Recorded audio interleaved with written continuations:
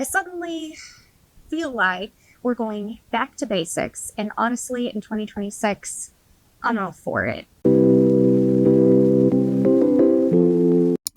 Most people think that Pinterest SEO just means putting your keywords everywhere and hoping for the best. But it's not just your board titles, your pin titles. It's not where you place your keywords so much as the intention behind it and what those places are going to do with those keywords once they're put there, right? So if you're creating a board title and board description and the keywords you put in that place, it's not going to matter much if the content you put on that board later doesn't match. So we're going to talk today in some depth about Pinterest SEO, boards and pins, and what matters where. Now, if you don't really understand the difference in these two, you're going to end up with boards full of pins that go nowhere. And that's not really what you're about. It's not what I'm about either. I suddenly feel like we're going back to basics. And honestly, in 2026, I'm all for it. Now, I'm going to use an example of a business today in this video that was present in a recent Ask Me Anything that I did here on the YouTube channel with Jana. And it's a person that works in the tea space. They have a tea website. So that's the example I'm going to bring you today as I'm walking you through this process. And I just want you to understand that by the end of this video, you should walk away knowing the difference between board SEO and pin SEO, and truly the difference between both of them. If you still feel confused by the end, leave some comments down below, and I promise to do my best to read them and respond. So let's talk about the role of boards when it comes to Pinterest SEO. For the tea creator, I've put together a small list of Pinterest board examples that they could use on their profile, and these are backed up by keywords. So I'm going to actually pick up my laptop here, and I'm going to bring it in front of me and try to read this list. My vision is getting worse as I age.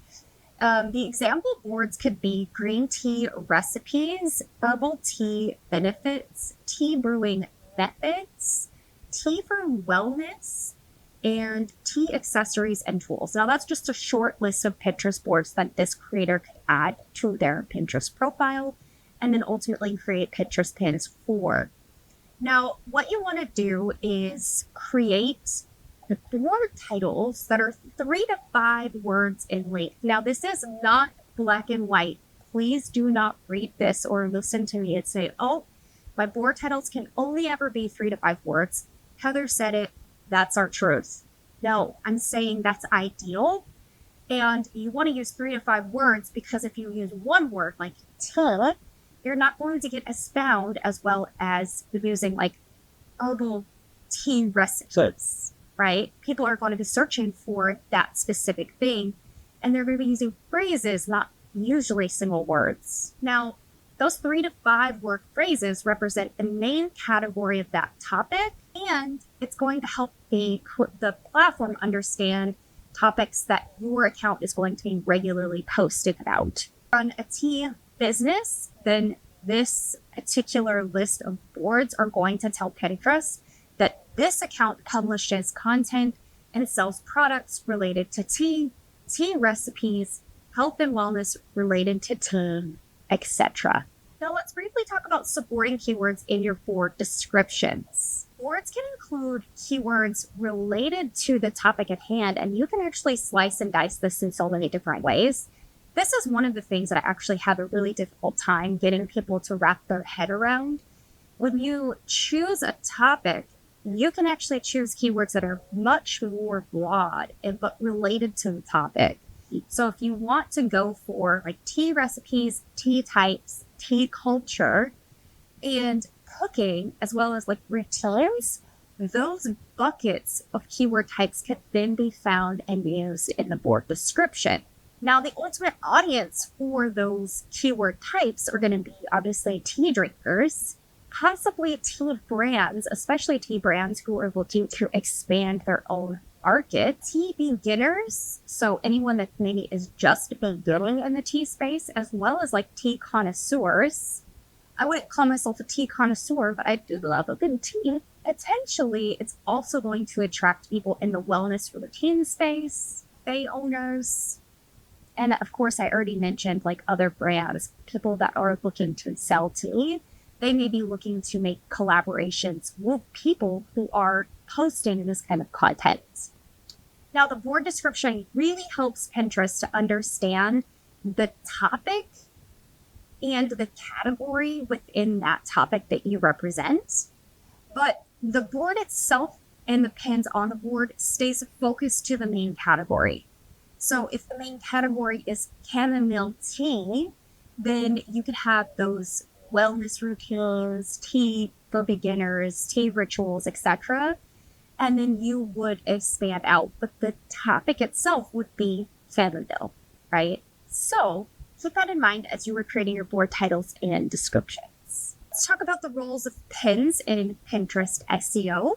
Without pins, we wouldn't have Pinterest. That is their stock market ticker, after all. Now, pins work slightly differently, whereas boards are kind of like the stable ground. It always kind of stays the same depending on what the board is, what you're adding to it. The title and description usually always stay the same. The content can change, and the content that gets put on that board ultimately gets indexed to the board SEO. So the two of them get married together if they get indexed together. Now, pins target specific searches that pinners on Pinterest are searching for in the search bar.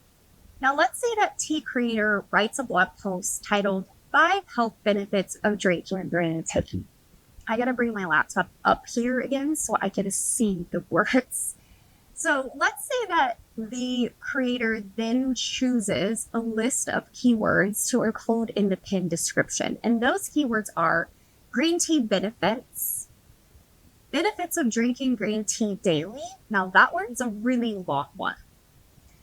Green tea for weight loss, green tea for metabolism, and green tea health benefits. Those are 5 different ways that someone is searching for this particular topic on Pinterest. You're then going to write sentences around those, place them in the pin description.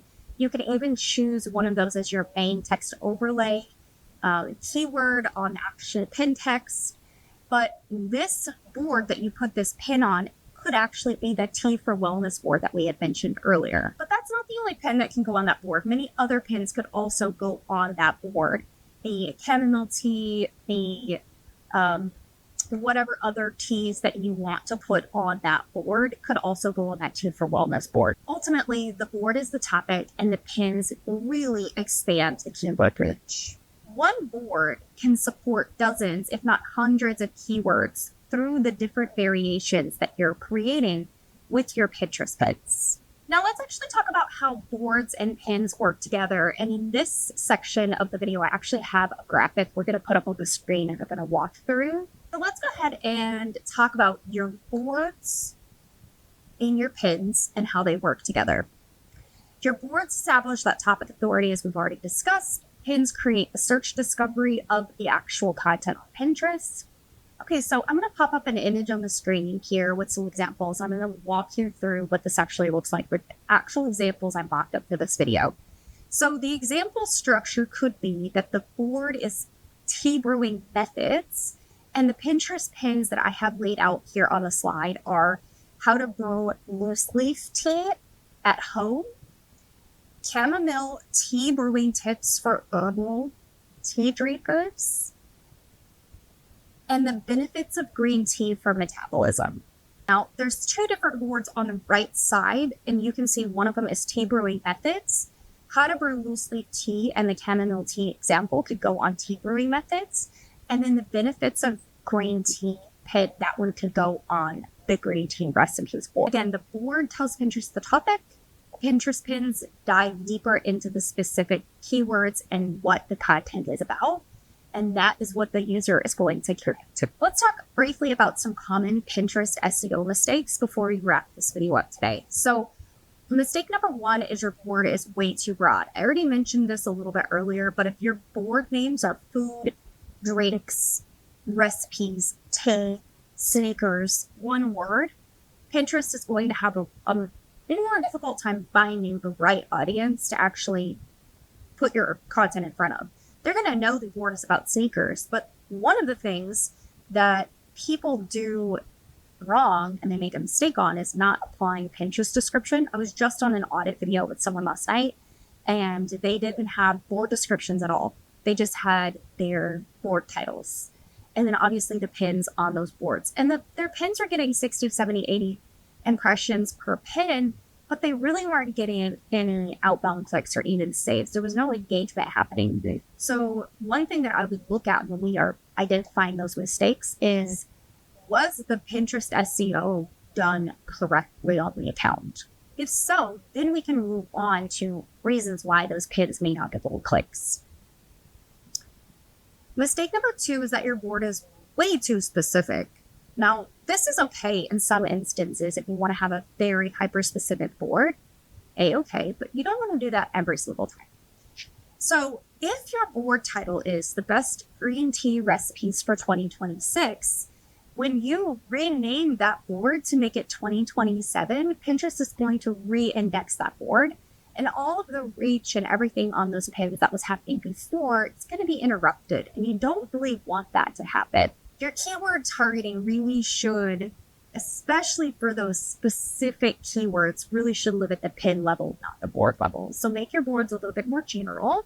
So the best green tea recipes, leave it at that. And then make the content in the form of those Pinterest pins have those dates, if you want to put that in there. Now, mistake number 3 is actually not so much of a mistake for more established creators, but it is for beginner creators when they're in the beginning of their Pinterest marketing journey. And this is using the same keyword on every single Pinterest pin. If you have pins and you only do one thing and your niche is only this one thing, then perhaps you should use the same keywords every single time. But there are so many different ways that pinners are actually searching for your content on the platform.